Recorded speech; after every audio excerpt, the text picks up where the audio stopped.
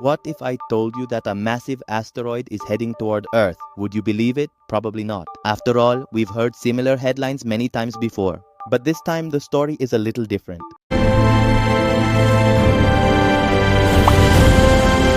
Scientists have been closely watching an asteroid that once captured the attention of the entire world. Its name is Apophis. At nearly 370 meters wide, this asteroid is large enough that if it ever struck a major city, the destruction would be catastrophic. When Apophis was first discovered, scientists believed there was a possibility that it could collide Earth in the year 2029.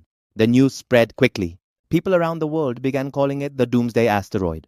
For a moment, it seemed like humanity might be facing a threat from space. But as astronomers gathered more data and calculated its orbit with greater precision, the picture became much clearer. They found that on April 13, 2029, Apophis will not hit Earth. Instead, it will pass incredibly close to our planet.